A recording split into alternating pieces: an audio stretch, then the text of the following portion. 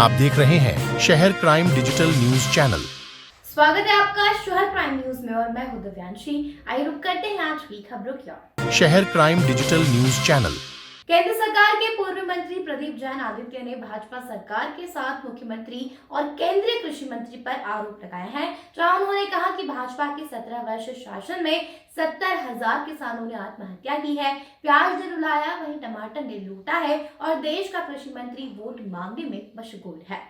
उन्होंने आगे कहा कि बुंदेलखंड विकास का पैकेज भाजपा सरकार के भ्रष्टाचार की भेंट चढ़ा है।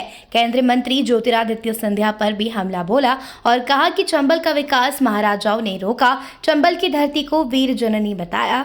गाय और गंगा के साथ केंद्र और राज्य की सरकारों ने धोखा किया है। पत्रकारों से चर्चा करते हुए उन्होंने कहा कि विपक्ष ने कांग्रेस को एकजुट बताया, दिग्विजय सिंह कमलनाथ को जय वीरू कहा है। वहीं मुरैना विधानसभा क्षेत्र के प्रत्याशी दिनेश गुर्जर के कार्यालय शुभारंभ में आए थे प्रदीप जैन आदित्य।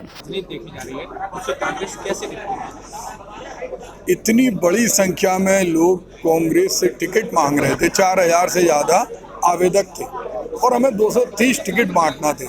ऐसे में एक आध जगह बड़े राजनीतिक दलों को इस समस्या का सामना करना पड़ता और ये मुश्किल से 3-4 जगह हुई थी, जिसको हम लोगों ने निपटा लिया है, हमारे हाईकमान ने और हमारे प्रदेश के प्रभारी और कमलनाथ जी और दिग्विजय सिंह जी। आपने अभी भारतीय जनता पार्टी की 18 वर्ष की सरकार पर यह आरोप लगाया था कि उन्होंने कोई विकास नहीं किया।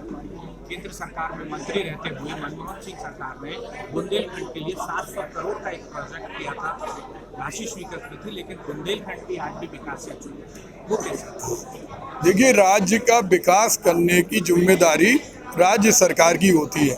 जैसे केंद्र से हम सेंट्रल एग्रीकल्चर यूनिवर्सिटी ला सकते थे, आई, बुंदेलखंड पैकेज आया, लेकिन शिवराज सरकार के अधिकारियों ने उसमें बंदर बांट किया। आज मध्य प्रदेश के अंदर सबसे बड़ा लूट का अंडा, लूट जहां होती है वो आरटीओ के बैरियर हैं। एक दिन में 15 से 20 करोड़ रुपए ट्रक वालों से वसूले जा रहे हैं और दुर्भाग्य का विषय है, ये विषय उठाने के बावजूद भी शिवराज सरकार के मंत्री और मुख्यमंत्री वो लूट बंद नहीं करा रहे। खाली ट्रक से 1,500 रुपए और भरे हुए ट्रक से 2,000 से 3,000 रुपए वसूल रहे। एक महीने में 450 करोड़ रुपए शिवराज सरकार लूट रही है। आप किसी भी आरटीओ के बैरियर पर चले जाएं।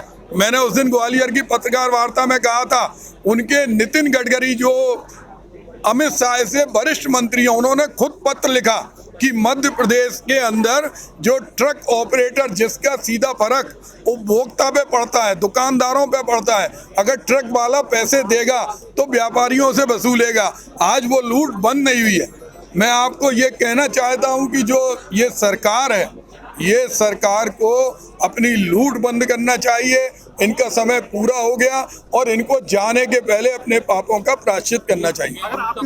ये लूट तो कांग्रेस के समय में भी बिल्कुल नहीं। 15 महीने के अंदर एक भी ट्रक वाले ने ये नहीं कहा कि आरटीओ के बैरियर से, आरटीओ के चेक पोस्ट से एक पैसा दिया हो। हमारे पास वर्तमान समय की सैकड़ों रसीदें हैं जो हमने प्रेस में दिखाई थी, जिसपे वो लिख देते हैं गेट पास। कमलनाथ जी के शासनकाल में एक पैसा भी किसी ट्रक ऑपरेटर को नहीं देना पड़ा था। मध्य प्रदेश में कांग्रेस कितनी सीटें जीती? कांग्रेस जिस तरह आपके मीडिया के अनुमान से मुझे लगता है 138 से 154 सीटें आप दिखा रहे हैं, लेकिन हमें लगता है इससे ज़्यादा सीटों से हम लोग जीतेंगे। मध्य प्रदेश में अगर आपकी सरकार आती है, अभी आपने बोला था कि हम ऑडियो करेंगे, आप क्या करेंगे? देखिए, हमारे जुमले नहीं है, हमारे वचन है। हर क्षेत्र के हमारे वचन है, चाहे वो व्यापारी हो, चाहे नौजवान हो। अब कॉम्पिटिटिव एग्जामिनेशन को अगर आप देखें तो 11 साल के अंदर कोई एग्जाम नहीं हुए। पिछले 7 साल में विधानसभा के अंदर इन्होंने कहा, इनकी मंत्री ने कहा कि 2020 से लेकर 2023 तक हमने केवल 21 लोगों को रोजगार दिया।